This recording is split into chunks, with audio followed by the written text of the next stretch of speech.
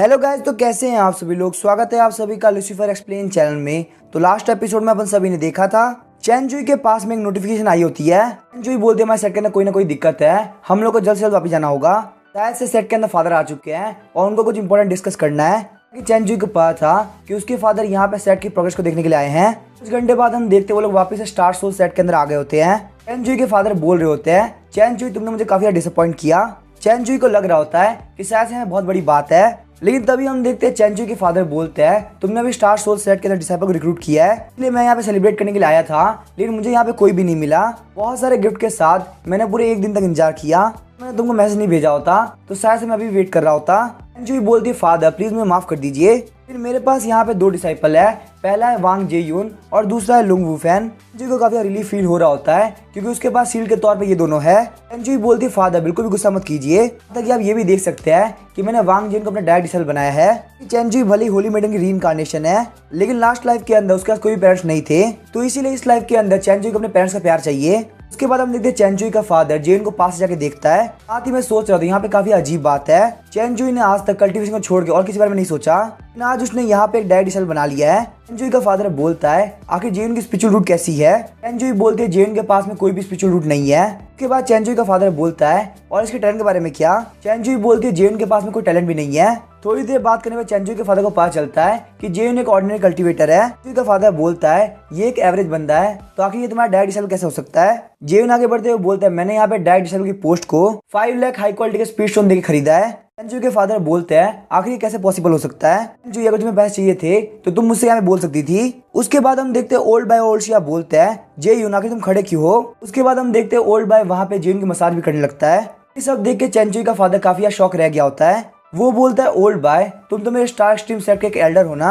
Old Siya तुम यहाँ पे स्टार सोल सेट के अंदर क्या कर रहे हो। 1 घंटे के एक्सप्लेनेशन के बाद चैन जुई के फादर को पता चलता है कि आखिर यहाँ पे हो क्या रहा है। जेन के पास में 9 स्टाइप क्लियर मिस्टीरियस पिल है, साथ ही में 9 लीव सोल रिटर्निंग हर्ब भी है, ताकि जेन के पास में इतना ज्यादा पैसा है कि उसको गॉड ऑफ वेल्थ कहा जा सकता है। ना सिर्फ स्टार सोल सेट बल्कि मेरा स्टार एक्सट्रीम सेट भी इतना रिच नहीं है। भाई बोलता है मेरे हिसाब से जेन शायद उस जगह से हो सकता है। चैन जुई के फादर बोलते हैं तुम्हें अभी उस जगह के बारे में बात नहीं करनी चाहिए। चैन जुई जब तक तुम यहाँ पे ठीक हो मुझे यहाँ पे सारी चीजें चलेगी, टेंशन लेने की कोई बात नहीं है, मैं तुम्हें टाइम टू टाइम चेक करने के लिए आता रहूंगा। जैसे ही जेन वहाँ पे रेस्ट करने के लिए गया होता है वो फैन उसके लिए गर्म पानी लेके आया होता है। जेन बोलता है वो फैन क्या तुम्हें भी यहाँ पे मेडिसिनल बात चाहिए। वो फैन बोलता है सीनियर ब्रदर पहले आप मेडिसिनल बात ले लीजिए फिर मैं बाद में ले लूंगा। जेन बोलता है वो फैन मैं इतना लालची इंसान नहीं हूँ, जाओ एक और टब लेके आओ, यहाँ पे 9 लीव सोल रिटर्निंग हर्ब को आधा आधा बांट लेंगे।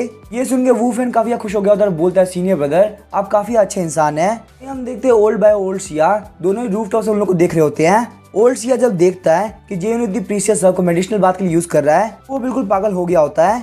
नेक्स्ट डे हम देखते हैं जेन आराम से बैठा होता है और उसकी बॉडी काफी रिफ्रेश फील कर रही होती है।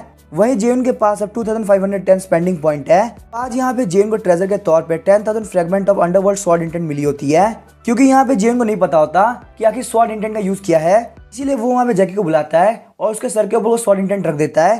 तभी हम देखते हैं जैक के माइंड के अंदर बहुत सारी स्वॉर्ड टेक्निक आ गई होती है, लेकिन बाहर से वहाँ पे जेन को कुछ भी नहीं दिख रहा होता। और क्योंकि जेन को बुक पढ़ना काफी पसंद था इसीलिए उसको काफी नॉलेज है, उसे यहाँ पे ये बात तो पता होती है कि ये स्वॉर्ड इंटेंट काफी वैल्यूएबल आइटम है। जेन बोलता है सिस्टम क्या मैं यहाँ पे स्वॉर्ड इंटेंट को खुद के ऊपर यूज कर सकता हूँ। सिस्टम बोलता है नहीं ऐसा पॉसिबल नहीं है, आप इसको खुद के ऊपर यूज करेंगे तो आपके स्पेंडिंग पॉइंट काफी कम हो जाएंगे। जेन काफी परेशान हो गया होता है, वो इस स्वॉर्ड इंटेंट को खुद के ऊपर यूज नहीं कर सकता, ना ही वो यहाँ पे दूसरों को हेल्प के लिए बोल सकता है। और वहीं अगर मैं बात छुपाता हूँ और मेरा टास्क कंप्लीट नहीं होता तो ये काफी बड़ी प्रॉब्लम हो जाएगी। वहीं हम देखते हैं चैन जुई के फादर चैन जुई को बोल रहे होते हैं दोनों डिसाइपल्स को हेवनली लॉर्ड बैटलफील्ड की तरफ जाना चाहिए, इससे उन लोगों का एक्सपीरियंस काफी बढ़ पाएगा। ये सुन के चैन जुई काफी परेशान हो गई होती है। उसे यहाँ पे जेन पे भरोसा होता है कि जेन आराम से कर लेगा, पता नहीं ये काम वो फैन कर पाएगा या नहीं। चैन जुई के फादर बोलते बिल्कुल भी टेंशन मत लो, मेरे स्टार एक्सट्रीम सेट के कुछ इनर डिसाइपल वहाँ पे होंगे। मुझे यहाँ पे ये बात समझ में नहीं आ रही आखिर तुम्हें जेन पे इतना भरोसा क्यों है। भले उसके पास बहुत सारी वेल्थ हो लेकिन फिर भी वो एक एवरेज कल्टीवेटर है। और वहीं अगर बात की जाए हेवनली लॉर्ड बैटलफील्ड की तो वहाँ का वीकेस्ट कल्टीवेटर इजीली जेन को मार सकता है। चैन जुई बोलती है भले जेन के पास में स्पिरिचुअल रूट नहीं है लेकिन उसने यहाँ पे की एक्टिवेशन रियलन के पीक तक कल्टीवेट कर लिया है। वहीं अगर बात करें उसके स्पिरिचुअल सी की, तो वो मुझसे भी 20 गुना ज्यादा बड़ा है। चैनजुई के फादर बोलते झूठ बोलना बंद करो, तुमने यहाँ पे स्टार एक्सट्रीम सेट के अंदर रिकॉर्ड बनाया है, तुम्हारा स्पिरिचुअल सी पूरे स्टार एक्सट्रीम सेट में सबसे ज्यादा बड़ा है। आखिर एक नए कल्टीवेटर का स्पिरिचुअल सी तुमसे 20 गुना ज्यादा बड़ा कैसे हो सकता है। तभी अचानक से हम देखते हैं उन लोग को वहाँ पे स्वॉर्ड इंटेंट फील होता है। इस स्वॉर्ड इंटेंट को फील करते सारे लोग काफी शॉक रह गए होते हैं। वो सारे लोग काफी स्पीड से आगे बढ़ने लगते हैं। उन लोगों को लग रहा होता है कि यहाँ पे कोई ऐसा एक्सपर्ट आया है जिसके पास अंडरवर्ल्ड स्वॉर्ड इंटेंट है, लेकिन वहाँ पे आने के बाद उन लोगों को कुछ भी नहीं दिखता। चैनजुई बोलते ये देखो यहाँ पे जेयून है। सारे लोग वहाँ पे जेन को देखते हैं जो कि एक डॉग के साथ खेल रहा होता है। वहीं उस डॉग के अंदर से काफी स्वॉर्ड इंटेंट बाहर निकल रहा होता है। उनको बिल्कुल भरोसा नहीं हो रहा होता कि उन लोग के सामने एक डॉग इतना खतरनाक स्वॉर्ड इंटेंट बाहर निकाल रहा है। चैनजुई बोलती है जेयून आखिर जैकी के पास में स्वॉर्ड इंटेंट कहाँ से आया, क्या जैकी ने यहाँ पे अंडरवर्ल्ड स्वॉर्ड इंटेंट खुद से सीखा है। जेयून बोलता है जैकी काफी बेवकूफ है, आखिर वो खुद से कैसे सीख सकता है।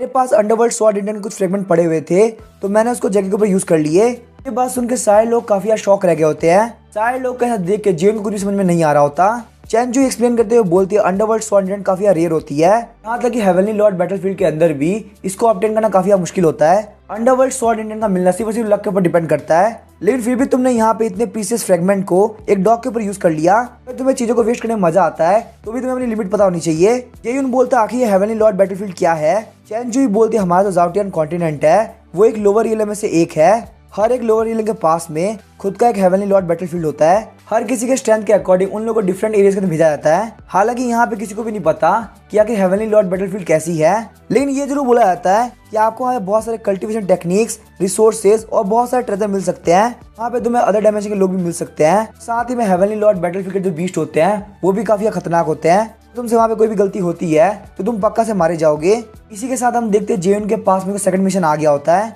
इनको हेवनली लॉर्ड बैटलफील्ड के सेकंड लेयर तक जाना है और वहाँ पे कम से कम 100 बीस्ट को मारना है जो कि अपने की एक्टिवेशन रियलन के पीक पे हो। इस तरीके से तुम्हें बहुत सारे स्पेंडिंग पॉइंट रिवॉर्ड के तौर पे मिलेंगे। रिवॉर्ड को देख के जेन वहाँ पे जाना चाहता था, हालांकि उसके पास spiritual power, martial art skill और कॉम्बैट एक्सपीरियंस काफी कम है। तभी हम देखते हैं चैनजुई के फादर बोलते हैं जेयून आखिर तुमने यहाँ पे कितने अंडरवर्ल्ड स्वॉर्ड इंटेंट के फ्रेगमेंट को इस डॉग के ऊपर यूज किया, क्योंकि इस डॉग को देख के मुझे पता चल रहा है कि ये यहाँ पे पिनेकल ऑफ स्वॉर्ड इंटेंट में पहुंच चुका है और ये किसी वक्त ब्रेक थ्रू करके स्वॉर्ड हार्ट रियल में पहुंच जाएगा। चैनजुई के फादर को याद आ रहा होता है कि स्टार एक्सट्रीम सेट के जो एंसेस्टर थे वो भी 100 साल तक कल्टीवेशन करनी पड़ी थी कि वो यहाँ पे स्वॉर्ड हार्ट रियल तक पहुंच सके। उन्होंने वहाँ पे जो स्वॉर्ड इंटेंट पाया था वो अंडरवर्ल्ड स्वॉर्ड इंटेंट से काफी कमजोर था। इसका मतलब इस डॉग की प्रोग्रेस हेवेंस को भी झुका रही है। जेयून बोलते हैं मैंने यहाँ पे ज्यादा यूज नहीं किए, शायद से मैंने 10,000 फ्रेगमेंट यूज किए होंगे। ये सुनने के बाद ही वो चार लोग जेयून की तरफ काफी गुस्से से देखने लगते हैं। उन लोगों का मन कर रहा होता है कि वो यहाँ पे जेयून को फाड़ दे। 10,000 फ्रेगमेंट ये काफी बड़ी बात होती है। हर किसी का सपना होता है कि उसे स्वॉर्ड इंटेंट की फ्रेगमेंट मिले, लेकिन तुमने यहाँ पे 10,000 फ्रेगमेंट को डॉग के ऊपर वेस्ट कर दिया। जेयून बोलता है प्लीज मुझे माफ कर दीजिए, मैं नेक्स्ट टाइम ऐसा नहीं करूंगा। मन में वो सोच रहा होता है मैंने बिल्कुल सही किया, अगर मैंने इन लोगों को हेल्प करने के लिए बोला होता तो मेरा काफी टाइम वेस्ट होता। अगर मुझे नेक्स्ट टाइम मौका मिला तो भी मैं इस डॉग का यूज करूंगा। चैनजुई बोलती है फादर जेयून यहाँ से लेके चले जाओ, वरना मैं जेयून को इतनी बुरी तरह से मारूंगी कि वो बिल्कुल भी जिंदा नहीं बच पाएगा। अभी हम देखते हैं चैनजुई के फादर जेयून को लेकर चले आते हैं। जेयून बोलता है आखिर हम लोग जा कहाँ रहे हैं। चैनजुई के फादर बोलते हैं स्टार सोल सेट को इसलिए बनाया गया है कि हम लोग चैनजुई के गुस्से को कंट्रोल कर सके। स्टार सोल सेट में जो मेन पावर हाउस है वो है स्टार एक्सट्रीम सेट। मैं यहाँ पे तुमको स्टार एक्सट्रीम सेट के अंदर लेके जा रहा हूँ। वहाँ पे तुम अपने सीनियर के साथ में हेवनली लॉर्ड बैटलफील्ड के अंदर जाओगे।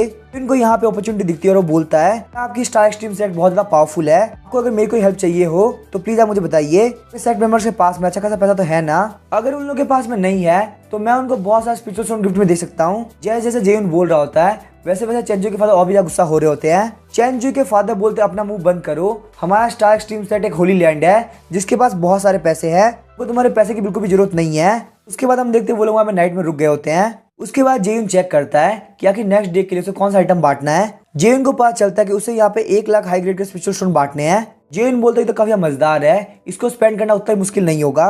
उसके बाद जेयून को सिस्टम से एक मार्शल आर्ट की स्किल चाहिए थी, तो स्पेंडिंग पॉइंट को खर्च करने के बाद जेयून को वहाँ पे फायर ड्रैगन फिश टेक्निक मिल गई होती है। जेयून बोलते मेरी किस्मत काफी अच्छी थी, आज ये पहली बार है कि एक बार में मुझे इतनी अच्छी स्किल मिल गई। लेकिन तभी हम देखते सिस्टम को काट देता है। सिस्टम बोलता है अगर तुम्हें यहाँ पे फायर ड्रैगन फिश टेक्निक को यूज करना है तुम्हारे पास फायर एलिमेंटल स्पिरिचुअल एनर्जी होनी चाहिए। जेयून बोलता है सिस्टम आखिर तुम क्या फालतू बात कर रहे हो, मैं फायर एलिमेंट स्पिरिचुअल एनर्जी कहाँ से ढूंढूंगा, मेरे पास तो यहाँ पे स्पिरिचुअल रूट भी नहीं है। सिस्टम जेयून को सजेस्ट करता है तुम्हें यहाँ पे अपने स्पिरिचुअल एनर्जी के टाइप को चेंज कर देना चाहिए। जेयून अपनी स्पिरिचुअल एनर्जी को किसी भी एट्रीब्यूट के अंदर चेंज कर सकता है। जैसे ही जेयून फायर ड्रैगन फिश की पावर चेक करने वाला होता है, अचानक चैनजुई के फादर बोल रहे होते हैं अब हमारे चलने का टाइम आ चुका है। हवा में उड़ने के साथ ही जेन वहाँ पे स्पिरिचुअल स्टोन को नीचे फेंक रहा होता है। चेंजुई का फादर बोलता है जेयुन आखिर तुम्हें क्या काम कर रहे हो। जेयुन बोलता है मैं यहाँ पे लोगों को गिफ्ट दे रहा हूँ, जिसके पास भी स्पिरिचुअल स्टोन जाएंगे वो खुद तो काफी लकी समझेगा। चेंजुई के फादर काफी फ्रस्ट्रेट हो गए होते और बोलते हैं अगर तुम्हारे पास इतना पैसा है भी तो तुम्हें यहाँ पे इन सभी को वेस्ट नहीं करना चाहिए।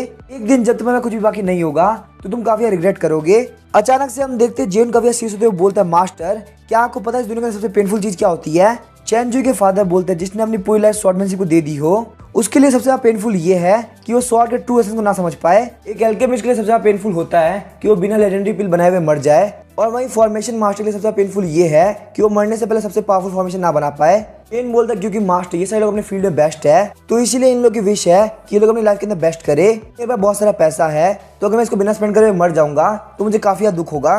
उसके बाद हम देखते हैं जेन वहाँ पे लगातार नीचे स्पिरिचुअल स्टोन फेंक रहा होता है। थोड़ी देर के अंदर ही वो लोग वहाँ पे स्टार एक्सट्रीम सेट के अंदर पहुंच गए होते हैं। यहाँ पे इसको स्टार सोर्स सेट से कंपेयर किया जाए तो ये काफी लग्जरियस था। चेंजुई के फादर वहाँ मैनेजर सॉन्ग को बोलते हैं कि उन कुछ दिनों के अंदर हेवनली लॉर्ड बैटलफील्ड के अंदर जाने वाला है तो इसीलिए आपसे तुम्हें इसका ध्यान रखना है। उसके बाद हम देखते हैं चेंजुई का फादर वहाँ चला जाता है। फिर हम देखते हैं जेन वहाँ पे मैनेजर सॉन्ग को ग्रीट करता है। अचानक से उसको काफी जोर की आवाज आती है। जेन बोलता है कि यहाँ पे हो क्या रहा है। मैनेजर सॉन्ग बोलते आज यहाँ पे आउटर सेक्टर डिसाइपल और इनर सेक्टर डिसाइपल दोनों आपस में कम्पीट कर रहे हैं, अगर तुम चाहो तो तुम इन मैचेस को देख सकते हो। अचानक से हम देखते हैं सिस्टम जेन को एक मिशन देता है। सिस्टम बोलता है तुम्हें यहाँ पे इस मैच के अंदर जाना है और सेम डील में कम से कम 100 ओपोनेंट को हराना है। तुम यहाँ पे जीत जाते हो तो कम से कम तुम्हें यहाँ पे 500 स्पेंडिंग पॉइंट मिलेंगे। इस मिशन के फेल होने पे 500 पॉइंट कट भी कर दिए जाएंगे। जेन काफी खुश होता है और बोलता है 500 पॉइंट कमा के काफी मजा आने वाला है। उसके बाद हम देखते हैं जेन वहाँ पे एरिना की तरफ जाने लगता है। एक्सट्रीम सेट के साइड डिसाइपल काफी शॉक हो रहे होते हैं। उन लोगों को पता है कि जेन यहाँ पे उन लोगों के सेट से नहीं है, इसका मतलब शायद से कोई बाहर का बंदा उन लोगों को चैलेंज करने के लिए आया है। एरिना में जाके जेन बोलता है मैं यहाँ पे की एक्टिवेशन रियल में 9 स्टेज पे हूँ और साथ ही में मैं यहाँ के सेट लीडर की डॉटर चेंजुई का डायरेक्ट डिसेबल भी हूँ। आप लोगों से मिलकर काफी अच्छा लगा। मेरा पूरा नाम है वांग जेयुन। ये बात सुनकर सारे लोग काफी शॉक रह गए होते हैं। ये बंदा यंग मिस का डायरेक्ट डिसेबल है। थोड़ी देर बाद हम देखते हैं वहाँ पे एक डिसाइपल आता है जिसका नाम होता है मैंग यान। वो बिल्कुल जेन के सेम रियलम पे ही होता है। मैंग यान को देखने के साथ ही सारे लोग काफी शोर करने लगते हैं। इससे पता चल रहा था कि मैंग यान इस सेक्टर काफी फेमस बंदा है। मैंग यान बोलता है मैं भी यहाँ पे की एक्टिवेशन रियलम के पीक पे हूँ, तो यहाँ तक पहुंचने में पूरे 3 साल लगे। तो बता जेन तुम्हें कितना टाइम लगा। जेन बोलता है मुझे यहाँ पे ज्यादा टाइम नहीं लगा, स्पिरिचुअल सी को फॉर्म करने के साथ साथ स्टेज तक पहुंचने में मुझे सिर्फ 10 मिनट लगा। और वहीं अगर बात की जाए की एक्टिवेशन रियलम के पीक पे पहुंचने की तो मुझे उसके साथ सिर्फ 20 मिनट लगे होंगे। ये बात सुन के मैंग यान काफी चिढ़ गया होता है और बोलता आखिर तुम क्या फालतू बात कर रहे हो। वहाँ पे किसी को भी जेन की बातों पर भरोसा नहीं हो रहा होता। सब लोग बोल रहे थे ये बंदा यहाँ पे काफी बड़ी बड़ी फेंक रहा है। 30 मिनट के अंदर की एक्टिवेशन रियलम के पीक पे पहुंचना बिल्कुल इम्पॉसिबल है। जेन तुम काफी एरोगेंट हो और तुम्हारे जैसा एरोगेंट बंदा हमारे यंग मिस का डायरेक्ट डिसेबल बनने के बिल्कुल भी लायक नहीं है। जेन बोलता है तुम लोग को भरोसा करना या नहीं करना उससे मुझे कोई फर्क नहीं पड़ता। अभी हम देखते हैं मैंग यान जेन के ऊपर अटैक करने के लिए आगे बढ़ रहा होता है। यहाँ पे जेन को भी मौका मिल गया होता है कि वो अपने फायर ड्रैगन फिस्ट का यूज करे। जेन के पंच बनाने के साथ ही वहाँ पे एक फायर ड्रैगन आ गया होता है। मैंग यान काफी शॉक रह गया होता है। उसे नहीं पता था कि जेन इतना पावरफुल होगा। अब क्योंकि उसके बाद डॉज करने का टाइम नहीं होता इसीलिए वो डायरेक्टली फाइट करने के बारे में सोचता है। उसके वहाँ पे अटैक करने की वजह से काफी बड़ा धमाका हुआ होता है। सारे लोगों को काफी दिक्कत हो रही होती है। उन लोगों ने अपने आसपास बैरियर बना लिया होता है। जेन की स्पिरिचुअल एनर्जी इतनी ज्यादा पावरफुल होती है कि वो लोग उसको विस्टर्न नहीं कर पाते। जब वहां से धुआं आता है तो वो लोग देखते हैं कि वो फायर ड्रैगन अभी तक खत्म नहीं हुआ। यहाँ तक कि मैंग यान उसे डर के मारे भाग रहा है। मैंग यान बोलता है मुझे बिल्कुल भी फाइट नहीं करनी, ये फायर ड्रैगन बहुत ज्यादा पावरफुल है। काफी खतरनाक पोज देते हुए बोलता है अब यहाँ पे बारी है फिनिश करने की। इसी के साथ वो हमें बहुत सारे फायर ड्रैगन बना लेता है। मैंग यान बोलता है आखिर ये मॉन्स्टर कहाँ से आया है, हम इसके बिल्कुल भी लेवल के नहीं है। उसके बाद मैंग यान एरिना से कूद के हार मान लेता है। जेन के अंदर एक मार्शल आर्ट के मास्टर जितना कॉन्फिडेंस आ गया होता है। वो बोलता है आखिर मेरी अगली फाइट किससे होने वाली है, यहाँ पे कम से कम 100 लोग को हराना है। उसके बाद हम देखते हैं जेन में बहुत सारे फायर ड्रैगन को समन कर लेता है, लगातार अटैक करना चालू करता है। ये सब देख के सारे डिसेबल काफी डर गए होते हैं, भागने लगते हैं। इस कियोस्क को देख के मैनेजर सॉन्ग काफी डर गए होते हैं। मुझे यहाँ पे इस बच्चे को नहीं लेके आना चाहिए था, इसने सेट की प्रॉपर्टी को काफी नुकसान पहुंचाया है। जेन यहाँ बिल्कुल भी होल्ड बैक नहीं करने वाला था। जेन बोलता है मुझे यहाँ पे फाइट करनी है, चलो फटाफट से आ जाओ। तभी हम देखते हैं मैनेजर सॉन्ग बोलते हैं की एक्टिवेशन ले लेंगे 200 डिसाइपल, फटाफट जेन से फाइट करने के लिए जाओ। सारे लोग बोल रहे थे ये यहाँ पे सेम ले लेंगे 200 डिसाइपल से फाइट कर सकता है, यही वजह इसको डायरेक्ट डिसेबल चुना गया है। अगर इसने यहाँ पे 200 लोग को हरा दिया तो फ्यूचर के अंदर ड्रैगन रैंकिंग के अंदर इसकी जगह पक्का से आएगी। डायरेक्ट डिसेबल बोल रहे होते हैं अगर ये यहाँ पे जीत गया तो ये रातों रात काफी फेमस हो जाएगा, लेकिन अगर ये यहाँ पे हार गया तो इसकी काफी बेइज्जती होने वाली है। मैनेजर सॉन्ग के इंस्ट्रक्शन के साथ में वो लोग हमें बहुत बड़ा बैरियर बना लेते हैं। लेकिन बोलता है ये बैरियर काफी पावरफुल लग रहा है, भले मेरी स्पिरिचुअल एनर्जी काफी पावरफुल हो लेकिन इसको ब्रेक करना काफी मुश्किल होगा। उसके बाद हम देखते हैं जेन वहाँ पे मार्शल आर्ट टेक्निक ढूंढने लगता है कि वो वहाँ पे इस बैग को बहुत इजीली तोड़ सके। 700 पॉइंट को खर्च करने के बाद जेन को वहाँ पे अर्थ लेवल की सुपीरियर मार्शल आर्ट टेक्निक मिली होती है। उस टेक्निक का नाम होता है 9 रेडियंस थंडर लोटस। लेकिन जेन यहाँ पे सिर्फ और सिर्फ एक टेक्निक से इतना सेटिस्फाइड नहीं था। वो 900 पॉइंट को खर्च करते हुए एक और मार्शल आर्ट स्किल को ले लेता है। इस मार्शल आर्ट टेक्निक का नाम होता है वाटर ड्रैगन चैंट। को इतना भी इनफ नहीं लग रहा होता, इसीलिए वो वापस 700 पॉइंट खर्च करता है। इसी के साथ अब जेन के पास wind world raging sand technique भी आ चुकी है। अब यहाँ पे जेन के पास अलग अलग एलिमेंट की टेक्निक आ चुकी है। उसको फाइट करने में बिल्कुल भी दिक्कत नहीं होगी। सबसे पहले वो यहाँ पे 9 रेडियंस थंडर लोटस से अटैक करता है। उसके ऐसा करने के साथ ही वहाँ पे बहुत बड़ा लोटस आ गया होता है। फिर जेन यहाँ पे वाटर ड्रैगन चैंट को यूज करता है, जिस वजह से वहाँ पे वाटर से बना हुआ एक ड्रैगन आ गया होता है। जिन डिसाइपल ने वहाँ पे बना रखा होता है वो लोग काफी डर गए होते हैं। वो लोग बोलते हैं आखिर ये बंदा किस तरह का मॉन्स्टर है। इसके पास ना सिर्फ यहाँ फायर एलिमेंट है बल्कि थंडर और वाटर एलिमेंट भी है। इसका मतलब जेन के पास टोटल 3 स्पिरिचुअल रूट है। शायद डिसाइपल यही सोच रहे होते हैं। तभी हम देखते हैं जेन वहाँ विंड एट्रीब्यूट टेक्निक का यूज करता है। Wind world raging sand technique का यूज करने के साथ ही वो वहाँ पे तीनों टेक्निक को मर्ज कर देता है। तीनों टेक्निक को मर्ज करने के साथ ही वो वहाँ बैरियर के ऊपर अटैक करता है। डिसाइपल को पता चल जाता है कि इस अटैक को रोकना उन लोगों के लिए काफी मुश्किल होने वाला है। अनदर सॉन्ग बोलते हैं आखिर यहाँ पे हो क्या रहा है। इसके पास 3 स्पिरिचुअल रूट नहीं है बल्कि 4 स्पिरिचुअल रूट है। तभी हम देखते हैं जेन वहाँ पे वापस उन लोगों को शॉक कर देता है। उसने वहाँ पे एक और थंडर एट्रीब्यूट की टेक्निक को यूज किया होता है। इसी के साथ ही 200 डिसाइपल ने मिलकर जो बैरियर बनाया था वो 1 मिनट में टूट जाता है। जेन वहाँ पे काफी जोर से हंसने लगता है। वहीं हम देखते हैं साइड डिसाइपल अपनी हार मान लेते हैं। अनदर सॉन्ग भी काफी शॉक हो रहे होते हैं और सोचते हैं ये बंदा काफी पावरफुल है, इसको यहाँ पे सप्रेस करना काफी मुश्किल है। सिर्फ इसके बाद अलग अलग तरह के स्पिरिचुअल रूट है क्योंकि इसने यहाँ पे बहुत सारी अर्थ लेवल के सुपीरियर मार्शल आर्ट को सीख रखा है। फ्यूचर के ड्रैगन रैंकिंग के अंदर ये पक्का है टॉप 10 के अंदर आएगा। वहीं हम देखते हैं जेन बोल रहा था आखिर यहाँ पे किसके अंदर इतनी हिम्मत है कि वो मुझे चैलेंज करे। लेकिन वहीं हम देखते हैं साइड डिसाइपल काफी थक गए होते हैं। सोच रहे थे इतनी फाइट करने के बाद जेन के पास में इतनी एनर्जी कैसे हो सकती है। वहीं हमें स्टार एक्सट्रीम सेट के ग्रैंड हॉल का सीन दिखाया जाता है। चैनचू के फादर ने वहाँ पे बहुत सारे कोर डिसाइपल को बुलाया होता है। सारे लोगों को समझ में नहीं आ रहा होता कि आखिर सेक्ट लीडर ने उनको यहाँ पे क्यों बुलाया है। चैनचू के फादर बोलते मुझे यहाँ पे तुम लोग को इन्फॉर्म करना है, तुम लोग के पास में बहुत ही जल्दी जूनियर डिसाइपल आएगा। हालांकि वो अभी अपने की एक्टिवेशन रीजन के 9th लेवल पे है, फिर भी तुम्हें उसका काफी ध्यान रखना होगा। ये बात सुन के कोई भी इस बात पर ध्यान नहीं दे रहा होता। एक बंदा बोला था हमारा स्टार एक्सट्रीम सेट एक होली लैंड है, अगर यहाँ पे किसी भी डिसाइपल को कोर डिसाइपल बनना है तो उसके पास काफी टैलेंट होना चाहिए। मास्टर लुओ वूमिंग, क्या आप हमें बता सकते हैं आखिर वो डिसाइपल कितना टैलेंटेड है। लुओ वूमिंग बोलता है तुम्हें यहाँ पे ये बात ध्यान रखने की जरूरत है कि वो बच्चा बहुत ही रिच है, यहाँ तक कि वो इतना स्पेंड कर सकता है जितना हमारे स्टार एक्सट्रीम सेट के पास है भी नहीं। ये बात सुनकर सारे लोग काफी शौक रह गए होते और बोलते हैं आखिर इसका मतलब क्या है, क्या यहाँ पे पैसों को खर्च करने कोई स्पेशल क्वालिटी है। मास्टर अब पक्का से मजाक कर रहे हैं, आखिर एक सिंगल बंदा हमारे स्टार एक्सट्रीम सेट से पावरफुल कैसे हो सकता है। तो वूमिंग बोलता है मैं यहाँ पे तुम लोग समझा नहीं सकता कि आखिर उसके पास कितना पैसा है, लेकिन अगर तुम लोग उसके साथ थोड़ी देर रहोगे तो तुम लोग को पक्का से पता चल जाएगा। वो यहाँ पे तुम लोग के साथ में हेवनली लॉर्ड बैटलफील्ड के अंदर जाएगा। बैटलफील्ड से वापस आने के बाद वो वापस स्टार सोसाइटी के अंदर चला जाएगा। जेयून से बात करते हुए तुम्हें काफी ध्यान रखना होगा, तुम्हें उससे काफी कुछ मिल सकता है। उसके पास जितनी भी चीजें रहती है वो काफी वैल्यूबल होती है। लुओ वूमिंग जब वहाँ पे जैक के बारे में सोचता है तो काफी खुश हो गया होता है। जेयून के यहाँ पे रहने के साथ इसको बहुत सारे ट्रेजर मिल सकते हैं। अगर उसको यहाँ पे जेयून से रिसोर्स मिलेंगे तो काफी डिसाइपल को ट्रेन कर पाएगा। तो वूमिंग बोलता है तुम लोग यहाँ पे उसके डॉग के बराबर भी नहीं हो। तो अगर देखा होता कि उसके डॉग के पास में अंडरवर्ल्ड शॉर्ट इंटेंट है तो तुम लोग तो बिल्कुल पागल ही हो जाते।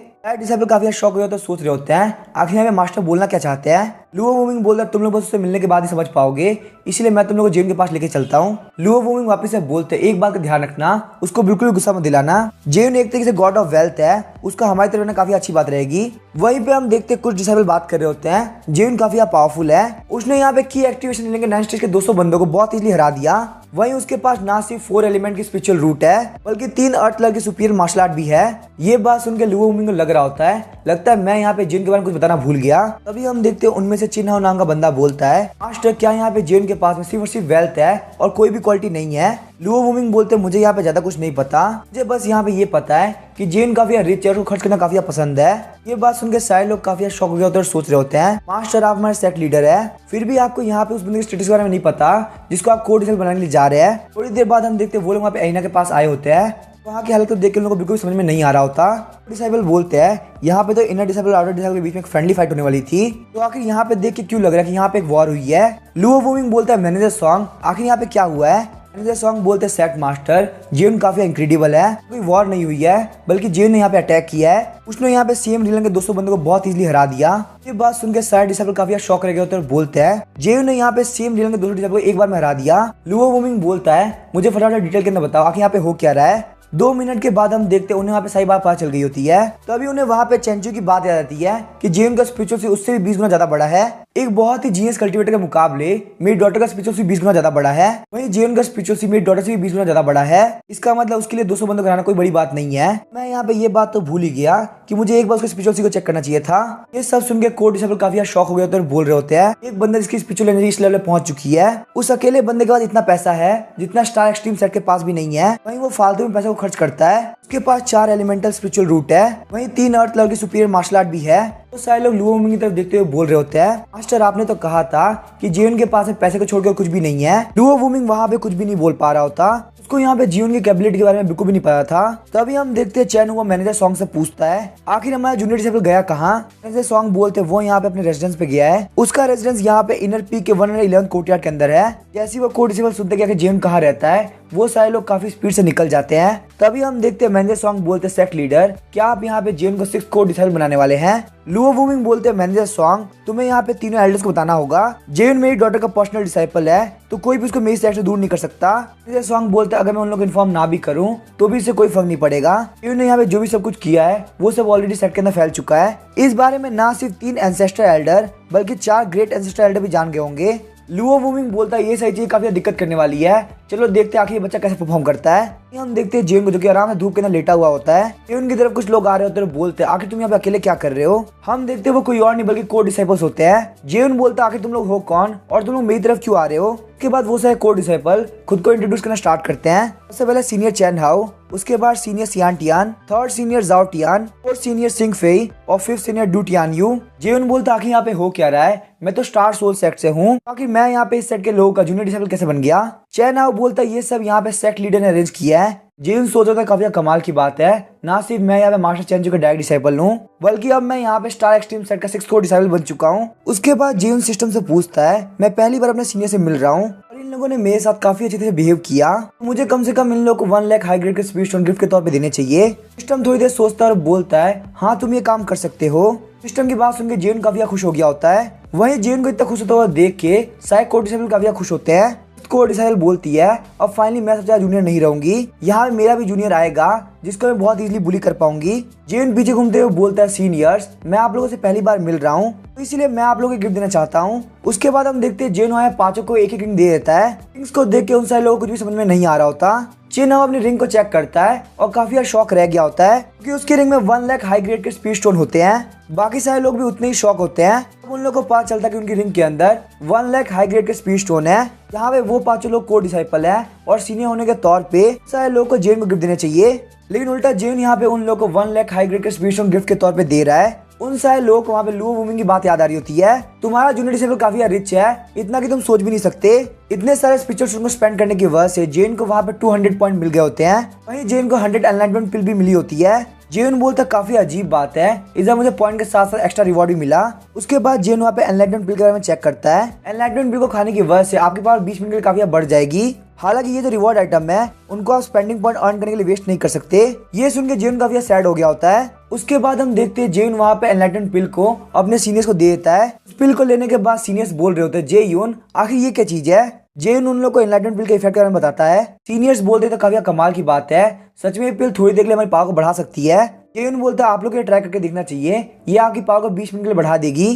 जेन की वेल्थ को देख के वो सारे लोग जेन के ऊपर भरोसा कर लेते हैं, उस एनलाइटमेंट पिल को खा लेते हैं। पिल खाने के साथ ही वो लोग वहाँ पे एनलाइटमेंट स्टेट के अंदर पहुंच जाते हैं। वही हम देखते हैं लुओ वुमिंग वहाँ पे आ गया होता है और ये सब देख के काफी शॉक हो रहा होता है। वो जैसे ही वहाँ पे कुछ बोलने वाला होता है जेन उसको रोक देता है। लुओ वुमिंग बोलता है आखिर ये लोग यहाँ पे तुम्हारे रूम के अंदर कल्टीवेट क्यों कर रहे हैं। जेन वहाँ पे लुओ वुमिंग को एनलाइटमेंट पिल के बारे में बताता है। लुओ वुमिंग बोलता है क्या तुम कुछ पिल मुझे भी दे सकते हो। तभी हम देखते हैं जेन वहाँ पे उनको 5 पिल दे देता है और बोलता है बाकी की पिल्स मैं अपने पेट डॉग को देने वाला हूँ। लुओ वुमिंग चिढ़ते हुए बोलता है तुम इतने प्रीशियस पिल को एक डॉग को देने वाले हो, ये तुम्हारा दिमाग खराब तो नहीं हो गया। जेन सोच रहा होता है मुझे यहाँ पे से कोई फर्क नहीं पड़ता, ये सारी पिल फ्री फोकट में आई है, चाहे मैं इनको वेस्ट करूँ या ना करूँ, मुझे इनसे कोई भी स्पेंडिंग पॉइंट नहीं मिलने वाला। लुओ वुमिंग नहीं चाहता था कि जेन इन सारी पिल्स को वेस्ट करे, इसीलिए वो बोलता है मुझे ये सारी एनलाइटमेंट पिल खरीदनी है, चलो फटाफट इसका प्राइस बताओ। लेकिन हम देखते हैं जेन वहाँ पे लुओ वुमिंग को मना कर देता है और बोलता है मुझे ये पिल्स अपने डॉग को खिलानी है। क्या कि बोलता है लेकिन मुझे ये पिल्स नहीं खानी, मैं खाते खाते काफी थक चुका हूँ। जेन को ऐसा बोलता हुआ देख के लुओ वुमिंग उसको फोर्स नहीं करता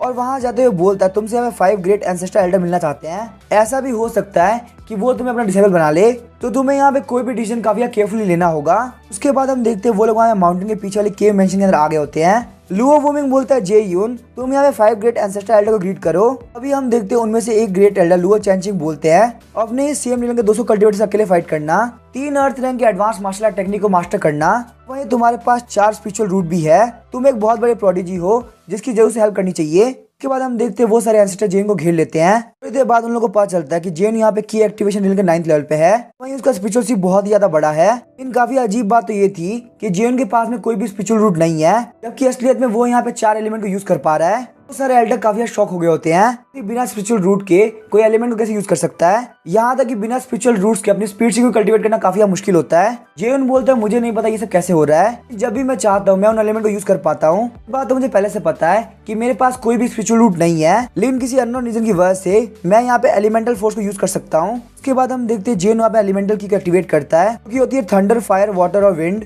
ये सब देख के 5 ग्रेट एंसेस्टर एल्डर काफी शॉक हो गए होते हैं। उन लोगों ने अपने लाइफ टाइम के अंदर आज तक कभी नहीं सुना था। वहाँ पे जेन ज्यादा कुछ नहीं सोच रहा होता, वो सोचता है मुझे यहाँ पे एल्डर्स को गिफ्ट देना चाहिए। वो डिसाइड करता है कि वो हर एक एल्डर को 1 मिलियन हाई ग्रेड के स्पेशल स्टोन देगा। मेरे हिसाब से कोड डिसाइडर की तरफ से ये गिफ्ट बिल्कुल परफेक्ट रहेगा।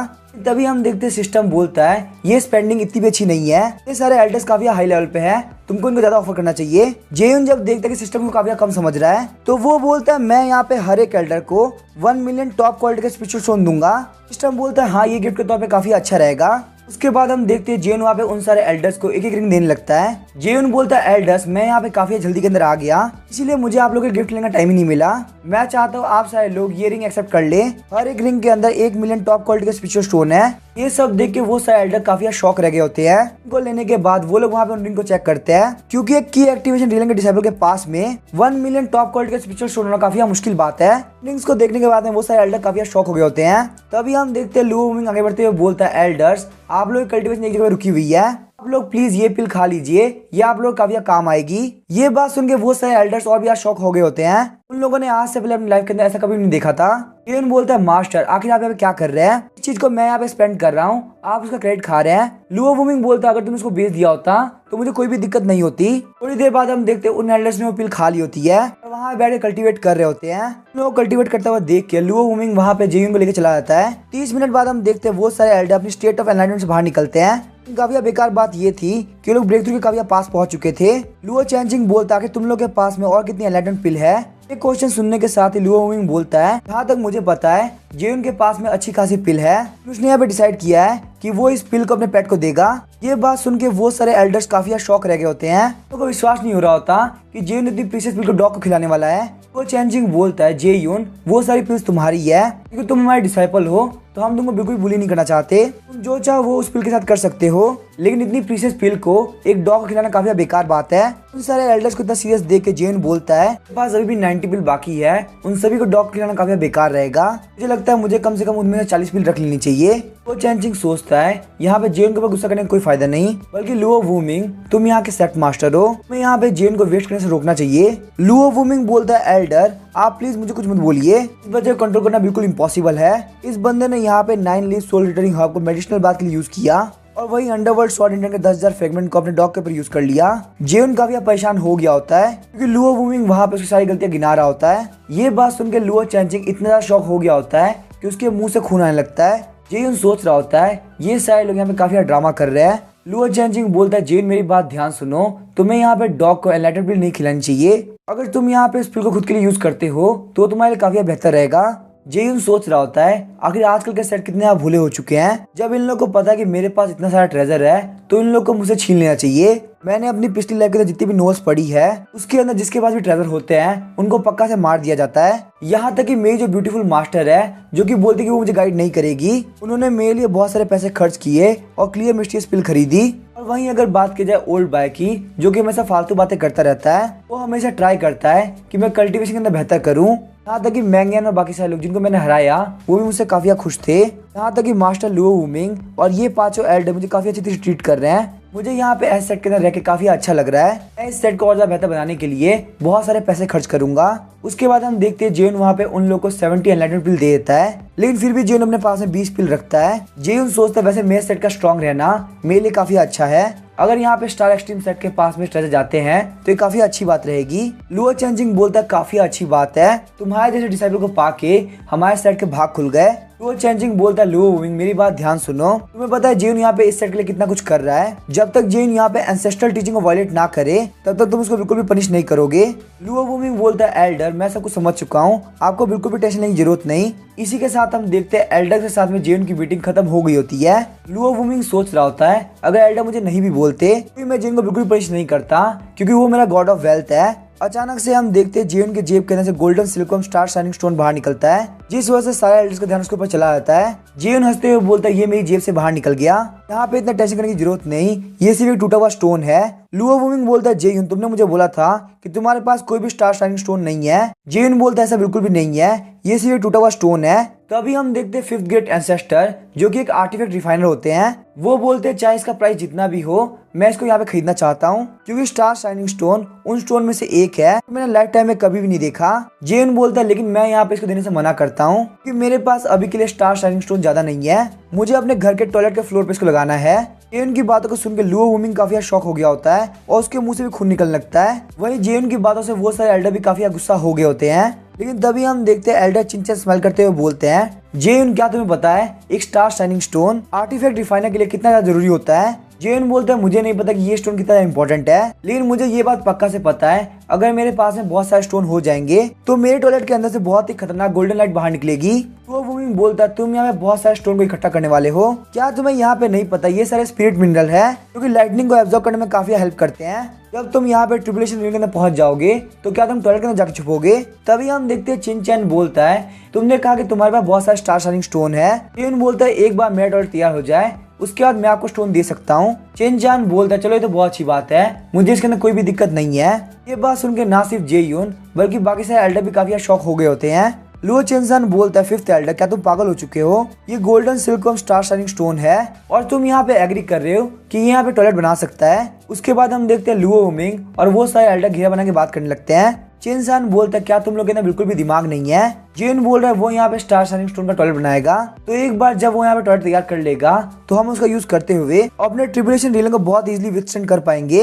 एक सिंगल स्टार शाइनिंग स्टोन बहुत ज्यादा कुछ कर सकता है, लेकिन अगर पूरा टॉयलेट ही उसी का बना होगा तो हमारे लिए कल्टीवेशन को आगे बढ़ाना काफी इजी हो जाएगा। लुओ वूमिंग बोलते तो काफी कमाल की बात है, अगर हम लोग के पास में वो गोल्डन टॉयलेट होगा तो हम लोग को कभी भी लाइफ सेविंग ट्रेजर की जरूरत नहीं पड़ेगी। वही हम देखते हैं जेन सोच रहा होता है लगता है ये लोग यहाँ पे कोई प्लान बना रहे हैं। चिनसेन का प्लान को सुनने के बाद में लुओ चैनचिंग बोलता है लुओ वूमिंग जेन की सेफ्टी का ध्यान रखना, यहाँ पे गॉड ऑफ वेल्थ को टॉयलेट बनाने में कोई भी दिक्कत नहीं होनी चाहिए। लेकिन तभी हम देखते हैं जेन बोलता है मुझे यहाँ पे हेवनली लॉर्ड बैटलफील्ड के अकेले जाना है, मैं अपनी की एक्टिवेशन रीलिंग के पीक पे हूँ और मेरी स्ट्रेंथ भी काफी ज्यादा है। लुओ वूमिंग बोलता है जे यून ये कोई मजाक की बात नहीं है, हेवनली लॉर्ड बैटलफील्ड काफी खतरनाक जगह है, मैं एल्डर की बात सुननी चाहिए और अपने साथ बहुत सारे सीनियर्स को लेकर जाना चाहिए। जेन बोलता है नहीं ये बात बिल्कुल गलत है, अगर मेरे साथ में बहुत सारे लोग होंगे तो आखिर मुझे कल्टीवेशन के अंदर कैसा एक्सपीरियंस मिलेगा। लुओ चेंजिंग बोलता है ठीक है तुम वहाँ पे अकेले जा सकते हो, लेकिन मेरी बात ध्यान रखना वहाँ पे किसी के भी भरोसा मत करना, तुम यहाँ से जाके 2 दिन तक सेट के अंदर आराम करो, तीसरे दिन तुम वहाँ पे हेवनली लॉर्ड बैटलफील्ड के अंदर जा सकते हो। जेन के पास में ये सब करने का यहाँ पे रीजन था, उसके साथ में बहुत सारे सीनियर होंगे तो उसे वहाँ पे उन लोगों को प्रोटेक्ट करना पड़ेगा, उन सारे चक्कर में उसके खुद के ऊपर बहुत सारे खतरे आ जाएंगे। इन खतरा आने पे जब गार्ड स्क्वाड बाहर निकलेगा तो आखिर मैं सारे लोग को एक्सप्लेन करूंगा, तो मेरे लिए यहाँ पे अकेले जाना बिल्कुल परफेक्ट रहेगा। वैसे मैं यहाँ पे देखना चाहता हूँ कि आखिर गार्ड स्क्वाड है कैसा। एल्डर से मिलने के बाद जेन वापस अपने रूम में आ गया होता है, वो देखता है कि उसके सारे सीनियर अभी वहीं पे है। वो सारे सीनियर बोलते हैं जूनियर क्या तुम्हारे पास वो सारी पिल अभी भी है। उस पिल के असर की वजह से वो लोग काफी खुश होते हैं, भले उन लोग मांगने में काफी शर्म आ रही होती है, लेकिन फिर भी उन लोगों को पिल चाहिए थी। जेन बोलता है मेरे पास ज्यादा पिल बाकी नहीं है, पहले मेरे पास सिर्फ 90 पिल्स थी, लेकिन मैंने यहाँ पे 70 पिल्स ऑलरेडी एंसेस्टर एल्डर को दे दी है। तभी हम देखते हैं सियाटियान जेन के पास जाते हुए बोलती है उन 20 पिल में से सिर्फ 1 पिल तुम मुझे दे सकते हो। सियाटियान वहाँ पे काफी क्यूट बनने का ट्राई कर रही होती है, लेकिन हम देखते हैं जेन उसको मना कर देता है, बोलता है सीनियर मैं आपको और पिल नहीं दे सकता, मुझे यहाँ पे ये पिल अपने प्यारे डॉग को देना है, मैंने ये बाकी की पिल एल्डर्स को नहीं दी तो आखिर मैं आपको क्या दूंगा।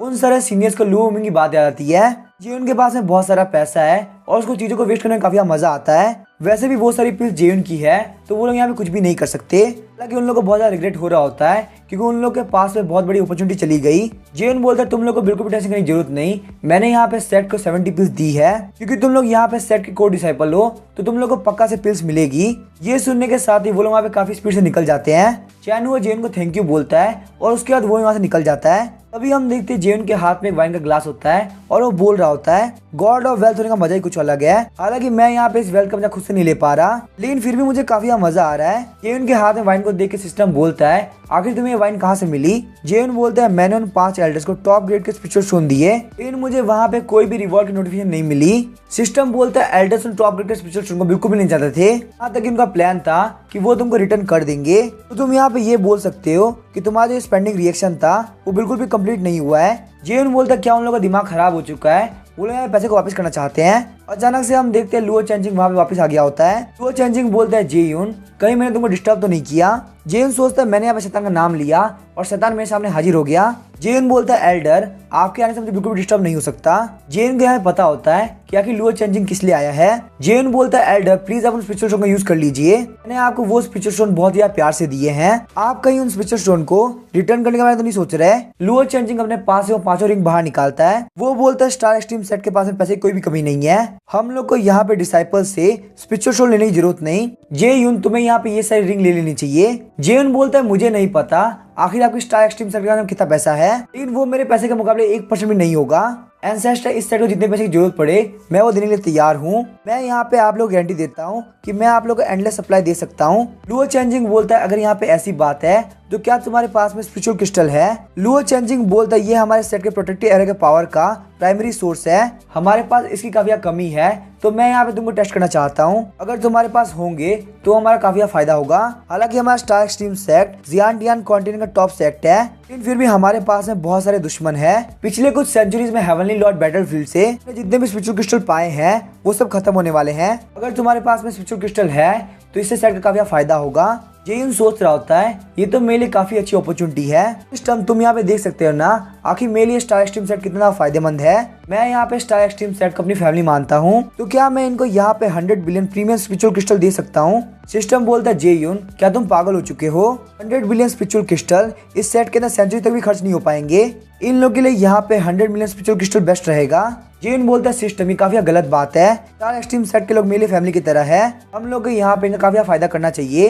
लेकिन हम देखते हैं सिस्टम जेयून को मना कर देता है और बोलता है 100 मिलियन इनफ रहेगा। हालांकि जेयून यहाँ पे 100 बिलियन बोल के सिस्टम को चेक कर रहा था, उसको यहाँ पे 100 मिलियन से भी कोई दिक्कत नहीं है। जेयून बोलता है ठीक है सिस्टम तुम मुझे फटाफट से 100 मिलियन स्पिरिचुअल क्रिस्टल दे दो।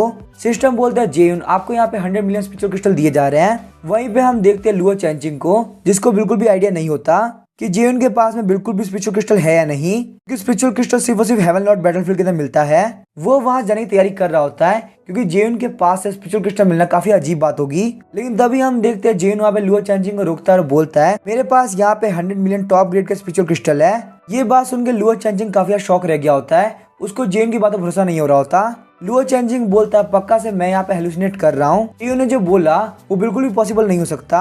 100 million top grade spiritual crystal काफी बड़ी बात होती है। स्टार एक्सट्रीम सेट के पास में बहुत ही कम स्पिरिचुअल क्रिस्टल है तो वहीं एक बच्चे के पास में 100 मिलियन कैसे हो सकते हैं। लेकिन तभी हम देखते हैं जेयून उसके सामने स्पेस रिंग रख देता है। लुओ चेंजिंग स्पेस रिंग को सेंस करता है तो काफी शॉक रह गया होता है। वो देखता है कि वहाँ पे अनगिनत टॉप ग्रेड के स्पिरिचुअल क्रिस्टल है। लुओ चेंजिंग सोचता है यहाँ पे इन सारे क्रिस्टल की वैल्यू पूरे स्टार एक्सट्रीम सेट से भी ज्यादा है। वहीं हम देखते हैं इसकी वजह से जेयून को 100 स्पेंडिंग पॉइंट मिले होते हैं। जेयून के पास में 9 star sword formation secret manual आ गई होती है। जेयून वहाँ पे मैनुअल की तरफ देखता है कि आखिर वो है क्या चीज। वहीं हम देखते हैं लुओ चेंजिंग को जो कि अभी काफी शौक होता है। वो बोलता है जेयून क्या तुम श्योर हो तुम इतने सारे क्रिस्टल को हमें देना चाहते हो। जेयून मन में सोच रहा होता है इतने सारे स्पिरिचुअल क्रिस्टल को देख के नॉर्मल बंदे तो शौक होंगे ही, लेकिन यहाँ पे गॉड ऑफ वेल्थ के लिए ये बिल्कुल नॉर्मल है। जेयून बोलता है आप लोग यहाँ प्रोटेक्टिव एरिया को हमेशा एक्टिव रखना चाहिए, आप लोग के पास में जब भी स्पिरिचुअल क्रिस्टल की कमी हो तो आप लोग प्लीज मुझे बोल देना। लुओ चेंजिंग बोलता है जेयून आखिर तुम क्या फालतू बात कर रहे हो, ये सारे स्पिरिचुअल क्रिस्टल काफी वैल्यूबल है, जब तक हमारे पास बहुत बड़ी दिक्कत ना आए तब तक हम इसको यूज नहीं करेंगे। जेन बोलता है एंसेस्टर आपकी सोच काफी छोटी है, 100 मिलियन क्रिस्टल मेरी वेल्थ के सामने कुछ भी नहीं है। अगर मैं यहाँ पे आपको हाथों हाथ 100 मिलियन दे सकता हूँ तो बाद में मैं आपको और भी दे सकता हूँ, तो आप लोग यहाँ पे बिल्कुल टेंशन फ्री होकर यूज करना चाहिए। जेयुन की वेल्थ के बारे में सुन के लुओ चेंजिंग बिल्कुल पागल हो गया होता है। लुओ चेंजिंग बोलता है जेयुन क्या तुम सच बोल रहे हो, तुम्हारे पास और भी ज्यादा स्पिरिचुअल क्रिस्टल है। जेयुन बोलता है हाँ मेरे पास बहुत सारे स्पिरिचुअल क्रिस्टल है, आप जितने चाहो उतने यूज कर सकते हो। लुओ चेंजिंग बोलता है काफी कमाल की बात है, अब हमारा स्टार स्ट्रीम सेट और भी ज्यादा पावरफुल हो जाएगा क्योंकि हमारी 9 स्टार स्वॉर्ड फॉर्मेशन हमेशा एक्टिव रहेगी। जेयुन सोचता है इसका मतलब सेट के वजह एरर लगी हुई है, वो असलियत में 9 स्टार स्वॉर्ड फॉर्मेशन एरर है। उसके बाद जेयुन अपना रिवॉर्ड बाहर निकालता है जो कि 9 स्टार स्वॉर्ड फॉर्मेशन की एनहेंस्ड वर्जन होती है। जेयुन बोलता है ग्रेट एंसेस्टर एक बार आप यहाँ पे इस फॉर्मेशन की तरफ देखिए। लुओ चेंजिंग वहाँ पे उस मेनू को लेता है और ध्यान से देखने लगता है। जितना ज्यादा वो उस मेनू को देख रहा होता है उतना ज्यादा वो शॉक हो रहा होता है। वो सोचता है ये बात तो पक्की है कि ये 9 स्टार स्वॉर्ड फॉर्मेशन है, लेकिन हमारी फॉर्मेशन के मुकाबले ये काफी एनहेंस्ड वर्जन है, ताकि इसका जो कंजम्पशन है वो भी 10 गुना ज्यादा है, लेकिन वहीं इस फॉर्मेशन की पावर भी 10 गुना ज्यादा है। तभी हम देखते हैं लुओ चेंजिंग वहाँ पे जेन की तरफ घूमने लगता है। जेन बोलता है एल्डर प्लीज आप मेरे बारे में मत पूछना क्योंकि मैं आपको यहाँ पे अपने ओरिजिन के बारे में एक्सप्लेन नहीं कर सकता। जेन को मना करते हुए देख के लुओ चेंजिंग वहाँ पे ज्यादा दिमाग नहीं लगाता, बल्कि वो अपने पास से एक एल्डर का टोकन बाहर निकालता है। लुओ चेंजिंग बोलता है जेयुन आज से तुम यहाँ पे स्टार एक्सट्रीम सेट के एल्डर होते हो। जेयुन बोलता है एल्डर आखिर आप यहाँ पे अचानक से मुझे एल्डर क्यों बना रहे हैं। लुओ चेंजिंग बोलते हैं जेयुन ना सिर्फ इतना ही यहाँ पे हम 5 ग्रेट एंसेस्टर के सेम लेवल पे होंगे, अगर यहाँ पे लुओ वुमिंग तुम्हें देखेगा तो वो तुम्हें एल्डर वांग करके बुलाएगा। जेयुन सोचता है हालांकि अपने ही मास्टर से आगे निकलने में काफी मजा आएगा, फिर भी वो मना कर देता है और बोलता है मुझे इतनी हाई पोजीशन नहीं चाहिए। जेयुन ने स्पाइडरमैन के मुंह से सुना था कि महान शक्तियों के साथ में आपके पास महान रेस्पॉन्सिबिलिटी भी आती है, लेकिन जेयुन को यहाँ पे रेस्पॉन्सिबिलिटी नहीं चाहिए बल्कि वो एक पीसफुल लाइफ जीना चाहता है। उसको यहाँ पे स्पाइडरमैन नहीं बनना बल्कि गॉड ऑफ वेल्थ ही रहना है। लुओ चेंजिंग बोलता है तुमने हमारे सेट के लिए इतना कुछ किया है, अगर हम तुम्हें यहाँ पे एक एल्डर भी नहीं बनाते कि तुम्हारे इतने कंट्रीब्यूशन को जस्टिफाई कैसे करेंगे। तुम बिल्कुल भी टेंशन मत लो लुओ वुमिंग और हम 5 एल्डर को छोड़ के कोई भी तुम्हारे हाई स्टेटस के बारे में नहीं जानेगा। जेयुन बोलता है अगर यहाँ पे ऐसी बात है तो मुझे कोई भी दिक्कत नहीं है, लेकिन मेरी बात ध्यान रखना मैं सिर्फ यहाँ पे रिसोर्सेज प्रोवाइड करूंगा और किसी भी सेट के मैटर के अंदर मेरा कोई भी इन्वॉल्वमेंट नहीं होगा। लुओ चेंजिंग बोलता है मुझे यहाँ पे इस चीज में कोई भी दिक्कत नहीं है। अचानक से हम देखते हैं लुओ वुमिंग जेयुन के पास आता है और बोलता है जेयुन क्या तुम बीस्ट पीक पे जाओगे, लेकिन वो वहाँ पे लुओ चेंजिंग को देख के काफी शॉक रह गया होता है, लेकिन इससे पहले वो वहाँ पे कुछ भी समझ पाता लुओ चेंजिंग काफी गुस्सा करने लगता है। लुओ चेंजिंग बोलता है कि तुम्हें क्या लगता है कि जेन कोई नॉर्मल इंसान है, आज से तुम्हें यहाँ पे जेन को एल्डर वांग के बुलाना है। ये हमारे स्टार एक्सट्रीम सेट का एक एल्डर बन चुका है, इसका लेवल बिल्कुल हमारे 5 एल्डर के बराबर है। तो नेक्स्ट टाइम लुओ वुमिंग तुम पक्का से जेन को रेस्पेक्ट पेश करना।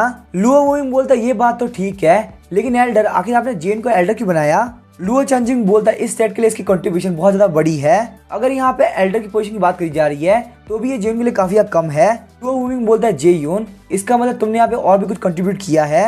वो जेयुन के पास आते हुए बोलता है एल्डर वांग जेयुन प्लीज आप मुझे बताइए आखिर आपने यहाँ पे एल्डर की पोजीशन के लिए कितना पे किया है। जेयुन बोलता है मास्टर आपको मुझे एल्डर के नहीं बुलाना चाहिए, और रही बात प्राइस की तो मैंने यहाँ पे 100 मिलियन टॉप ग्रेड के स्पिरिचुअल क्रिस्टल पे किए हैं, साथ ही में मैंने यहाँ पे 9 स्टार स्वॉर्ड फॉर्मेशन की एक एनहेंस वर्जन दी है। लुओ वुमिंग बोलता है अगर यहाँ पे ऐसी बात है तो सच में तुम्हारे लिए एल्डर का पोजीशन काफी कम है। जेयुन यहाँ पे इस बात को और ज्यादा नहीं खींचा जाता था, वो बोलता है मास्टर आपने यहाँ 20 पीक के बारे में बात किया तो मुझे लगता है हम लोग को फटाफट से 20 पीक पे चलना चाहिए। वहीं हम देखते हैं लुओ चेंजिंग को जो कि वापस से केव माउंटेन पे आ गया होता है। लुओ चेंजिंग के पहुंचने के साथ में बहुत सारे एल्डर बोल रहे होते हैं बिग ब्रदर क्या आपने वो रिंग वापस कर दी। लुओ चेंजिंग बोलता है नहीं मैंने रिंग वापस नहीं करी। वो सारे एल्डर्स बोलते हैं हम लोग यहाँ पे स्पीड स्टोन नहीं चाहिए, हमारा स्टार एक्सट्रीम सेट बहुत ज्यादा अमीर है, स्पीड स्टोन की कोई कमी नहीं है, तो आखिर आपने वो 5 स्पेस रिंग वापस क्यों नहीं करी। लुओ चेंजिंग बोलता है ना सिर्फ मैंने वो रिंग वापस नहीं करी बल्कि उल्टा मुझे जेयुन की तरफ से बहुत सारे रिवॉर्ड्स मिले, हालांकि मुझे वो सारे रिवॉर्ड नहीं चाहिए थे लेकिन उसने मुझे इतने सारे रिवॉर्ड दिए कि मैं बिल्कुल भी मना नहीं कर पाया। इससे पहले और कोई एल्डर कुछ भी बोल पाता लुओ चेंजिंग रिंग निकाल के बाहर रख देता है। उस रिंग को देखते हुए चिनसैन बोलता है आप प्लीज हमें बता दीजिए आखिर इसके अंदर कितने स्पिरिचुअल स्टोन है। लुओ चेंजिंग बोलता है तुम लोग यहाँ पे बिल्कुल गलत हो, इसके अंदर कोई भी स्पिरिचुअल स्टोन नहीं है बल्कि इसके अंदर 100 मिलियन टॉप ग्रेड के स्पिरिचुअल क्रिस्टल है। फोर्थ एल्डर फिशिंग ये सुनकर काफी शौक रह गई होती है, वो बोलती है तुमने यहाँ पे 100 मिलियन टॉप ग्रेड के स्पिरिचुअल क्रिस्टल इतनी सिंपली यहाँ पे रख दिया। सारे एल्डर काफी शौक हो गए बोल रहे होते हैं इतने सारे क्रिस्टल की हेल्प से हमारा स्टार एक्सट्रीम सेट सेंचुरी तक बिना टेंशन लिए चल सकता है। लुओ चेंजिंग बोलता है आज से यहाँ प्रोटेक्टिव एरे हमेशा चालू रहेगी। ये बात सुनकर सारे लोग काफी शौक हो गए होते हैं, वो बोलते बिग ब्रदर कहीं आप पागल तो नहीं हो गए, हमारे खिलाफ यहाँ पे कोई भी सेट अटैक नहीं कर रहा तो आखिर हम लोग प्रोटेक्टिव एरे को क्यों एक्टिवेट करेंगे। वो चेंजिंग वहाँ पे बिल्कुल जेन के स्टाइल में बोलता है तुम लोग बहुत ही छोटी सोच रखते हो। ये सिर्फ 100 मिलियन क्रिस्टल है, अगर ये यहाँ पे खत्म हो जाता है तो हमें और भी बहुत सारे क्रिस्टल मिल जाएंगे। बाकी सारे एल्डर्स बोल रहे होते हैं आखिर ये जेयुन है कौन, इसने यहाँ पे एक दिन के अंदर हम सारे एल्डर्स को भिखारी दिखा दिया। उसके बाद लुओ चेंजिंग अपने बैग के अंदर से मैनुअल बाहर निकालता है। वो बोलता है जेयुन ने मुझे यहाँ पे 9 star sword formation enhance version दिया है। स्किल के अंदर कंजम्पशन और पावर दोनों ही 10 गुना ज्यादा बढ़ जाती है। अगर यहाँ पे कोई बंदा जो कि ट्रिपुलेशन रीजन में पीक पे भी हो, वो भी अगर हमारी फॉर्मेशन के ऊपर अटैक करेगा तो पक्का से मारा जाएगा या फिर काफी घायल हो जाएगा। ये सुन के वो एल्डर्स और भी आज शॉक हो गए होते हैं। अभी हम देखते हैं सीन शिफ्ट होता है और हमें बीस्ट पीक का सीन दिखाया जाता है। वो मूविंग जेन को हमें बेस के अंदर लेके आ गया होता है। वो जेन को बता रहा होता है कि इन सारी केव्स के अंदर बहुत ही पावरफुल बीस्ट रहते हैं। उन लोगों की नंबर्स और स्ट्रेंथ अलग अलग केव के हिसाब से चेंज होती है। अगर यहाँ पे तुम्हें कोई भी पावरफुल बीस्ट दिखता है तो तुम्हें उसको सील कर देना है। जेन बोलता है लेकिन आखिर सील क्यों करना है, हम उसको मार भी तो सकते हैं। डुओ मूविंग बोलता है ये बीस्ट हमारे काफी काम आते हैं। इनकी हेल्प से सारे डिसाइपल लाइफ और डेथ ट्रायल सीखते हैं। अगर डिसाइपल्स को यहाँ पे सेट से बाहर जाकर फाइट करनी है तो उन लोगों को सबसे पहले सील्ड बीस्ट को चैलेंज करना होगा। अगर वो लोग यहाँ पे सील्ड बीस्ट को नहीं हरा सकते तो आखिर बाहर के वर्ल्ड में वो लोग क्या करेंगे। उन लोगों के पास में भले ही यहाँ पे सर्वाइव करने का चांस है, लेकिन बाहर उन लोगों के पास कोई भी चांस नहीं होगा। जेयुन काफी खुश होकर तो बोलता है मुझे भी यहाँ पे ट्राई करना है, काफी मजा आने वाला है। वैसे भी कुछ दिनों के अंदर मैं यहाँ पे बैटलफील्ड के अंदर जाने वाला हूँ जहाँ पे लाइफ और डेथ की बात होगी, तो मेरे लिए यहाँ पे वार्म अप फाइट करना काफी बढ़िया रहेगा। लुओ वूमिंग बोलता है ये सारे बीस्ट बाकी सारे डिसाइपल के लिए है। अगर यहाँ पे बात करें तुम्हारे स्ट्रेंथ की तो सेम रियल में 100 बीस्ट भी तुम्हारे सामने नहीं टिक पाएंगे, तो यहाँ पे बीस्ट को तुम्हारे पर अटैक कराना बिल्कुल वेस्ट रहेगा। जेन वहाँ पे बोल रहा होता है मुझे सेम रियल में बीस्ट से फाइट नहीं करनी, आप मेरे सामने मर्जिंग स्पिरिट रियल का बीस्ट लेके आइए, मैं उससे फाइट करूंगा। लेकिन हम देखते हैं लुओ वूमिंग जेन की बात को इग्नोर कर रहा होता है। वो बोलता है आज का वेदर काफी अच्छा है, एक बार बाहर की तरफ देखो। जेन बोलता है लगता है मेरे मास्टर के फादर मेरे ऊपर ध्यान नहीं देने वाले और मेरे पास यहाँ पे टोटल 2810 पॉइंट्स है, मुझे यहाँ पे जल्द से जल्द और पॉइंट्स अर्न करने होंगे। अब जेन को बीस्ट पीक से आए हुए एक दिन बीत गया होता है। आज यहाँ पे जेन के पास में पर्पल थंडर मैड लाइन का कॉप्स होता है। हालांकि जेन को नहीं पता होता कि इस बीस्ट की रैंकिंग क्या है और आखिर यहाँ पे इसके कॉप्स को कैसे यूज किया जाता है। जेन बोलता है सीनियर ब्रदर चैन हाउ आखिर यहाँ पे इस कॉप्स को कैसे यूज करते हैं। चैन हाउ बोलता है तुम्हें यहाँ पे बीस्ट की बॉडी के अंदर से ब्लड एसेंस को एक्सट्रैक्ट करना होगा, लेकिन यहाँ पे एसेंस ब्लड उन्हीं को फायदा देगा जो कि बॉडी को कल्टीवेट करते हैं। जेन बोलता है कि बॉडी कल्टीवेशन कैसी होती है। चैन हाउ बताता है बॉडी कल्टीवेशन टेक्निक को यूज करते हैं ताकि वो लोग अपनी बॉडी को रिफाइन कर सके। साथ ही वो हेवन एंड अर्थ की स्पिरिचुअल एनर्जी को एब्जॉर्ब करते हैं कि वो अपनी पावर को और ज्यादा इवॉल्व कर सके।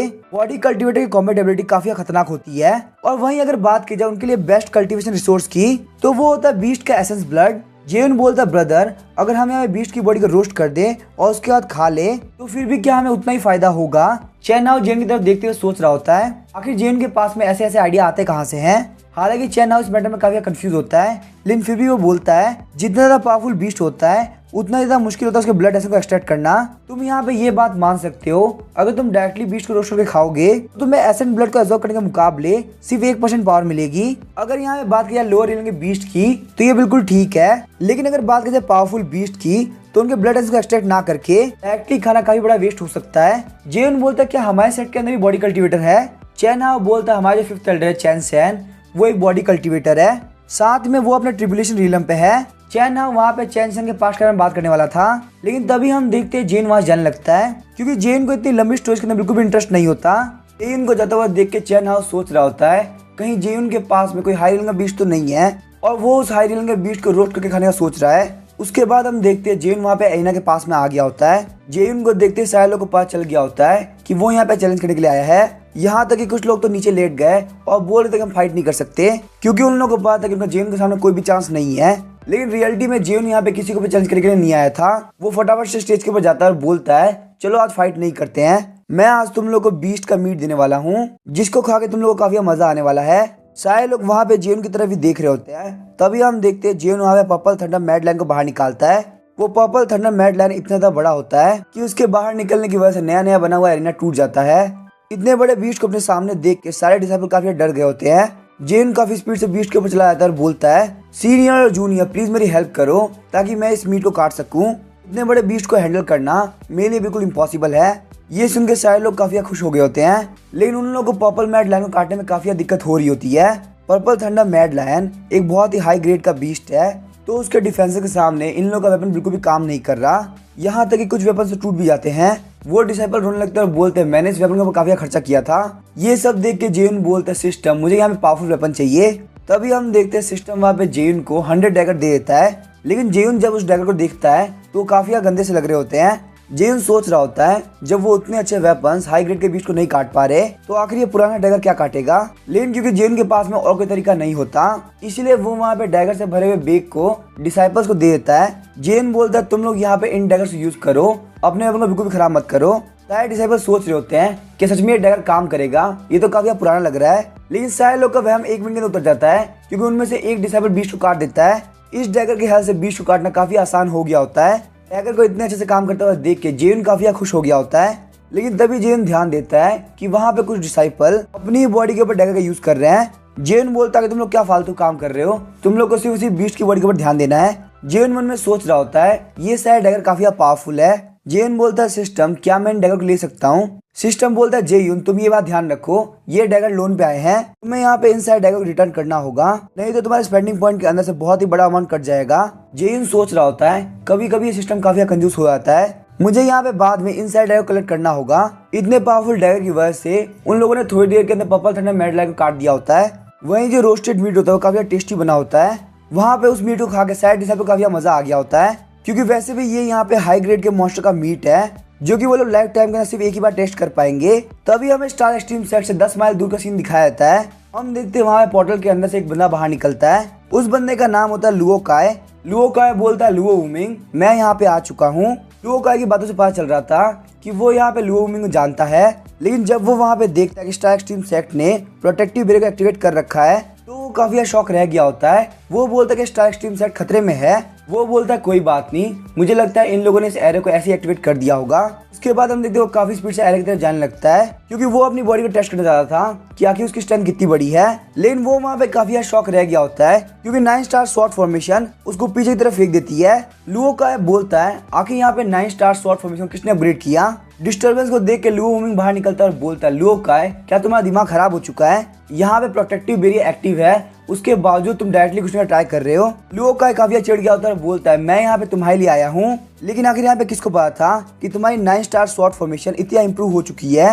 लुओ वुमिंग बोलता है फालतू बात करना बंद करो और बताओ आखिर तुम्हें क्या काम है। लुओ काय बोलता है मैं यहाँ पे शो ऑफ करने के लिए आया हूँ। इस बार के हेवनली लॉर्ड बैटलफील्ड के अंदर मैंने बहुत कुछ कमाया है, जैसे कि तुम ये देख सकते हो मेरे पास 80 टॉप ग्रेड के स्पिरिचुअल क्रिस्टल है। लुओ वुमिंग बोलता है क्या बस इतना ही, ये कोई भी खास बात नहीं है, तुमने मेरा काफी टाइम वेस्ट कर दिया। लुओ काय बोलता है लुओ वुमिंग ये रिएक्शन काफी बेकार था, तुम्हें कम से कम मुझसे यहाँ पे 10 बार स्पिरिचुअल क्रिस्टल मांगने चाहिए थे। और आखिर तुम्हारे स्टार एक्सट्रीम सेट ने ये प्रोटेक्टिव बैरियर एक्टिवेट क्यों कर रखा है, क्या तुम लोग के ऊपर बहुत ही पावरफुल एनिमी अटैक करने वाला है। और आखिर यहाँ पे किसने इस बैरियर को इतना इंप्रूव कर दिया। लुओ वुमिंग बोलता है यहाँ पे कोई खास बात नहीं है, बस हमारे पास में इतने ज्यादा स्पिरिचुअल क्रिस्टल है कि हमको स्टॉक को कम करने के लिए ऐसे यूज करना पड़ रहा है। तुम यहाँ पे 9 स्टार स्वॉर्ड फॉर्मेशन की पावर को फील कर सकते हो, भले ही यहाँ पे इसकी कंजम्पशन 10 गुना ज्यादा बढ़ गई हो, लेकिन वहीं इसकी पावर भी 10 गुना ज्यादा बढ़ चुकी है। और भले ये फॉर्मेशन कितना भी कंज्यूम क्यों ना करे, मेरा स्टार एक्सट्रीम सेट इसको अफोर्ड कर सकता है। लुओ काय बोलता है लुओ वुमिंग तुम काफी शो ऑफ कर रहे हो, आखिर तुम्हारे पास में कितने स्पिरिचुअल क्रिस्टल है जो कि तुम मेरे सामने इतना बोल पा रहे हो। तुमने यहाँ पे सिर्फ और सिर्फ एक डिफेंसिव फॉर्मेशन अपग्रेड किया है, फिर भी तुम यहाँ पे इतना फुदक रहे हो। लुओ वुमिंग बोलता है थोड़ा बहुत नहीं बल्कि 100 मिलियन, और वो भी हम लोग कुछ महीने के लिए यूज कर लेंगे। हेवनली लॉर्ड बैटलफील्ड के अंदर से क्या तुमको स्पिरिचुअल क्रिस्टल को छोड़कर और कुछ मिला है। लुओ काय बाहर से काफी शांत होता है, बोलता है मैं बस यहाँ पे तुम्हारे साथ चाय पीने के लिए आया था। लेकिन मन के अंदर लुओ काय काफी शौक रह गया होता है क्योंकि 100 मिलियन स्पिरिचुअल क्रिस्टल बहुत ही बड़ी बात होती है और इतने इंपॉर्टेंट मैटर्स पे कभी भी लुओ वुमिंग मजाक नहीं करता। उसके बाद हम देखते हैं लुओ काय लुओ वुमिंग के साथ में सेट के अंदर आ गया होता है और सेट में एंटर करने के साथ ही उसके पास में मीट की खुशबू आती है। लुओ काय बिल्कुल पागल हो गया होता है, बोलता है ये तो पर्पल थंडर मैड लायन है। उसके बाद वो वहाँ पे काफी स्पीड से खुशबू की तरफ चला जाता है, लेकिन जब वहाँ पे लुओ काय देखता है कि side purple thunder mad lion खा रहे हैं तो काफी शौक रह गया होता है। ये देख के लुओ वुमिंग काफी शौक होता है क्योंकि पर्पल थंडर मैड लायन कम से कम 9 थंडर ट्रिब्यूलेशन सर्वाइव किया होगा। ये कितना पावरफुल बीस्ट है जो कि बहुत इजीली अपर लेवल तक जा सकता है, लेकिन यहाँ पे इसको डिसाइपल्स रोस्ट करके खा रहे हैं। लुओ काय काफी चिढ़ गया होता है, बोलता है लुओ वुमिंग क्या तुम्हारा दिमाग खराब हो चुका है, तुम लोग यहाँ पे इतने पावरफुल बीस्ट को रोस्ट करके खा रहे हो, आखिर यहाँ पे तुम्हारा स्टार एक्सट्रीम सेट इतना रिच कब हो गया। लुओ वुमिंग बोलता है नहीं हम लोग रिच नहीं हुए, बल्कि हमारे पास में एक डिसाइपल है जो कि गॉड ऑफ वेल्थ है। लेकिन तभी हम देखते हैं लुओ का एक सीन देखता है जिसे देख के वो काफी शॉक रह गया होता है। वहाँ पे एक नॉर्मल डिसाइपल जो कि हमने की एक्टिवेशन रियलम पे होगा, वो अपने ऑर्डिनरी पुराने से ब्लैक डैगर की हेल्प से बहुत easily purple thunder mad lion की स्किन को काट रहा होता है। लुओ काय बिल्कुल पागल हो गया होता है और बोलता है इन लोगों के लिए यहाँ पे मीट को रोस्ट करके खाना काफी बड़ी बात थी, लेकिन एक की एक्टिवेशन लेने का बंदा भी इतनी easily purple thunder mad lion काट रहा है। आखिर उनके हाथ में जो डिवाइन वेपन है वो कौन सा वेपन है? लुओ वूमिंग तुम्हारे सेट को देख के नहीं लग रहा कि ये बिल्कुल वही पुराना वाला सेट है। लुओ वूमिंग काफी शौक होता है और बोलता है मुझे भी इसके बारे में नहीं पता, मुझे फटाफट से 5 ग्रेट एल्डर्स को इसके बारे में बताना होगा। वो वहाँ पे 5 ग्रेट एल्डर्स को बोलता है आप लोग फटाफट से आ जाओ। जेन वापिस से यहाँ पर रिसोर्सेज को वेस्ट कर रहा है और इस बार ये एक हाई ग्रेड का बीस्ट है पर्पल थंडर मैड लायन, जिसने कम से कम यहाँ पे 9 थंडर ट्रिब्यूलेशन को सर्वाइव किया है। सारे डिसाइबल यहाँ पे रोस्ट करके खा रहे हैं। अगर आप लोग जल्दी नहीं आए तो ये सब कुछ खत्म हो जाएगा। लुओ काय बोलता आखिर जेन है कौन और तुम्हें ग्रेट एल्डर को बुलाने की जरूरत क्यों पड़ रही है? वो तुम्हारा डिसाइपल ही है ना, तो तुम उसे डायरेक्टली डील कर लो। लुओ वूमिंग सोच रहा होता है काश मैं जेन को हैंडल कर पाता, लेकिन मैं उसको हैंडल नहीं कर सकता। लुओ वूमिंग बोलता है जेन हमारा 6th कोर डिसाइपल है, जेन ही हमारे सेट का गॉड ऑफ वेल्थ है, यहाँ तक कि उसने हमको 100 मिलियन टॉप ग्रेड के स्पिरिचुअल क्रिस्टल दिए और 9 स्टार शॉर्ट फॉर्मेशन को काफी अपग्रेड किया और अब उसके पास में ग्रेट एल्डर की पोजीशन है। यहाँ तक कि मुझे भी जेन को एल्डर वांग जेन बोलना पड़ता है। वहीं हमें केव माउंटेन का सीन दिखाया जाता है जहाँ पे चैन सान काफी गुस्सा हो गया होता है। चैन सान बोलता है बिग ब्रदर क्या आपको पता है आखिर एक पर्पल थंडर मैड लायन कितना इंपॉर्टेंट होता है, और खासकर जब उसने 9 थंडर ट्रिब्यूलेशन को सर्वाइव किया हो। वो वहाँ पे काफी स्पीड जाने लगता है लेकिन सारे एल्डर्स को रोक देते हैं। वो लोग बोलते हैं जल्दबाजी का काम शैतान का होता है। हम यहाँ पे ये बात मानते हैं कि तुम्हारे जैसे बॉडी कल्टीवेटर के लिए वो बीस्ट काफी इंपॉर्टेंट है, यहाँ तक कि तुम ये बोल सकते हो कि वो एनलाइटमेंट पिल से भी ज्यादा जरूरी है। चैन सान बोलता है हमारे सेट के अंदर सिर्फ एक ऐसा बीस्ट है और उनमें से आधा ऑर्डिनरी डिसाइपल खा चुके हैं। ये सुन के 5th एल्डर के लिए बाकी सारे ग्रेट एल्डर को काफी बुरा लग रहा होता है। वो बोलता है अगर हमारे साथ भी ऐसा हुआ होता तो हमें भी काफी बुरा लगता। चलो फटाफट से हम लोग चलते हैं और जाके उन लोग को रोकते हैं। चैन सान बोलता है मैं बिल्कुल पावरलेस हूँ, उस बीट को पकड़ने वाला मैं नहीं बल्कि जेयुन है।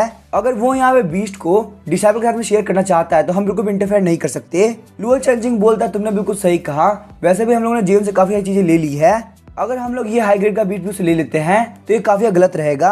अगर यहाँ पे जेयुन को इस बात का बुरा लग गया तो आखिर हम लोग क्या करेंगे? वैसे भी अगर डिसाइपल्स को खा रहे हैं तो ये इतनी बुरी बात नहीं है, उससे उन लोगों की पावर काफी बढ़ेगी। लुओ चेंजिंग बोलता है 5th एल्डर तुम्हारी किस्मत काफी खराब थी, मुझे लगता है हम लोग वहाँ पे चलना चाहिए और मीट को टेस्ट करके देखना चाहिए। वैसे भी हम लोगों ने आज से पहले इतने हाई ग्रेड के मीट को नहीं खाया था। थोड़ी देर बाद हम देखते हैं लुओ वूमिंग और लुओ काय दोनों ही मीट को खा रहे होते हैं। वो एक दूसरे के साथ कम्पीट कर रहे होते हैं कि आखिर कौन फास्ट खा सकता है। ये सब देख के ग्रेट एल्डर कुछ भी समझ में नहीं आ रहा होता कि आखिर वो लोग यहाँ पे क्या बोले। ये दोनों पावरफुल कल्टीवेटर भी बिना शर्म किए लगातार लगे हुए हैं। अचानक से हम देखते हैं बेल बजती है और उन लोगों का कंपटीशन रुक गया होता है। लुओ वूमिंग यहाँ पे इस कंपटीशन को हार गया होता है और ये यहाँ पे होना भी था क्योंकि लुओ काय असलियत में बॉडी कल्टीवेटर है। वहीं हम देखते हैं साइड डिसाइपल लुओ काय को चीयर कर रहे होते हैं। तभी हम देखते हैं लुओ काय और लुओ वूमिंग एंसेस्टर को देखते हैं। वो लोग वहाँ पे उन लोगों को ग्रीट करते हैं। नीचे आने के साथ ही ग्रेट एल्डर जेन को बोलते हैं जेन आके तुमने हमको इन्वाइट क्यों नहीं किया, हम लोग भी यहाँ पे तुम्हें इस पार्टी के अंदर साथ देते। जेन बोलता है ग्रेट एल्डर आखिर मैं आपको कैसे भूल सकता हूँ, अगर आप लोग यहाँ पे पार्टी को ज्वाइन करना है तो आप लोग कर सकते हो। लुओ काय बोलता है लुओ वूमिंग तुम्हें तो यहाँ पे किसी ने नोटिस भी नहीं किया। सारे ग्रेट एल्डर मिलकर बहुत जल्दी उस मीट को खा जाते हैं। यहाँ तक कि चेन सान बोलता है मुझे ये स्केलेटन भी चाहिए। जेन बोलता है मुझे इसके अंदर कोई भी दिक्कत नहीं है, साथ ही में वो सोच रहा होता है वैसे भी यहाँ पे काफी कचरा हो चुका है तो अगर ये यहाँ पे साफ करे तो मुझे कोई भी दिक्कत नहीं होनी चाहिए। तभी हम देखते हैं लुओ वूमिंग बोलता है जेयुन ये है मेरे ओल्ड फ्रेंड जिनका नाम है लुओ काय, ये एक बॉडी कल्टीवेटर है जो कि अपने ट्रिब्यूलेशन रियलम के 4th लेवल पे है। लेकिन जेन यहाँ पे काफी शॉक होता है क्योंकि उसके मास्टर के फादर और भी उसको एल्डर वांग जेन बोल रहे हैं। शायद से यहाँ पे उनके पास कोई भी चॉइस नहीं है, उनको यहाँ पे ये सब ग्रेट एल्डर के प्रेशर के अंदर करना पड़ रहा है। उसके बाद हम देखते हैं लुओ काय और जेयुन दोनों एक दूसरे को ग्रीट करते हैं। लुओ काय भी जेयुन को एल्डर वांग जेन ही बोल रहा होता है। जेयुन हंसते हुए बोलता है आप मेरे मास्टर के फादर के दोस्त हैं, इसका मतलब नेचुरली आप मेरे सीनियर हुए। लुओ काय बोलता आखिर तुम यहाँ पे लुओ वूमिंग को अपने मास्टर का फादर क्यों बोल रहे हो, जबकि यहाँ पे लुओ वूमिंग तुमको एक एल्डर बोल रहा है, आखिर तुम लोग की रिलेशनशिप इतनी अजीब क्यों है। लुओ वूमिंग एक्सप्लेन करते हुए बताता है जेयुन मेरी डॉटर का डायरेक्ट डिसाइपल है तो इसका मतलब मैं इसकी मास्टर का फादर हुआ। ये सब एक बहुत ही लंबी स्टोरी है, मैं तुम्हें कभी बैठ के बाद में बताऊंगा। तभी हम देखते हैं सिस्टम जेयुन को बताता है आपने यहाँ पे पर्पल थंडर मैड लायन को यूज कर लिया है, इसी वजह से आपको यहाँ पर्पल थंडर मैड लायन का 200 एसेंस ब्लड मिलता है और इस बीच के ब्लड एसेंस ने 9 थंडर ट्रिब्यूलेशन झेल रखा है। जेयुन को यहाँ पे नहीं पता होता आखिर 9 थंडर ट्रिब्यूलेशन क्या होता है। वो बोलता है सिस्टम मुझे यहाँ पे कुछ भी समझ में नहीं आ रहा। सिस्टम एक्सप्लेन करते हुए बताता है अगर एक कल्टीवेटर या बीस्ट अपने ट्रिब्यूलेशन रीलिंग को पी के पहुंच जाता है तो उसे यहाँ पे ट्रिब्यूलेशन रीलिंग को पार करने के लिए 9 थंडर ट्रिब्यूलेशन को झेलना पड़ता है। ये बिल्कुल भी एक ऑर्डिनरी लेवल अप नहीं होता। जेयुन बोलता है इसका मतलब तुम्हारे कहने के हिसाब से ट्रिब्यूलेशन रीलिंग को पार करने के बाद आपकी स्ट्रेंथ और ज्यादा बढ़ जाती है और आप यहाँ पे इससे अपर रीलिंग में जा पाओगे। लुओ काय आगे बढ़ते हुए बोलता है जेयुन तुम्हारा थैंक यू, अगर तुम यहाँ पे नहीं होते तो मैंने कभी भी लाइफ के अंदर इतना हाई ग्रेड का मीट नहीं खाया होता। लेकिन मैं यहाँ पे बोलना चाहूंगा तुमने पर्पल थंडर मैडलाइन के ब्लड एसेंस को वेस्ट कर दिया। लेकिन तभी हम देखते हैं जेन अपने प्लास से ब्लड एसेंस बाहर निकालता है और बोलता है, सीनियर क्या आप यहाँ पे इस बारे में बात कर रहे हैं? लुओ काय बोलता है, हाँ तुम बिल्कुल सही कह रहे हो, यही है पर्पल थंडर मैडलाइन का ब्लड एसेंस। जेन बोलता है, मैं इसमें से कुछ आपको दे सकता हूँ, लेकिन बाकी के सारे ब्लड एसेंस मैं अपने डॉग के लिए रखूंगा। लुओ काय काफी कंफ्यूज होकर तो बोलता है, डॉग क्या ये तुम्हारे दोस्त का निकनेम है? लुओ विंग बोलता है, डॉग कोई बंदा नहीं है बल्कि वो एक रेगुलर डॉग है। उसने यहाँ पे 2009 टाइप क्लियर मिस्ट्री पिल खाई है और वो बहुत ही जल्दी एक बीस्ट के अंदर चेंज हो जाएगा। लुओ काय काफी शॉक हो गया था और बोलता है, एक रेगुलर डॉग के पास में इतने ज्यादा बेनिफिट्स। जेन बोलता है, मास्टर बिल्कुल सही कह रहा है, मेरा जैकी एक रेगुलर डॉग है। लुओ काय को इतना शॉक देख के जेन बोलता है, मुझे कुछ काम है, और वो वहाँ से भाग जाता है। लुओ विंग बोलता है, लुओ काय तुम मेरे साथ चलो, मेरे पास तुम्हारे लिए यहाँ पे काफी अच्छी अपॉर्चुनिटी है। ये सुनने के साथ ही लुओ काय अपने होश के अंदर आता है। लुओ काय बोलता है, तुम लोग के पास में ऑलरेडी इतना सब कुछ है, आखिर और कौन सी अपॉर्चुनिटी तुम्हारे पास हो सकती है? अब इसके आगे क्या होगा हम नेक्स्ट एपिसोड में जानेंगे। वीडियो पसंद है चैनल को सब्सक्राइब करके वीडियो को लाइक कर देना। Thank you.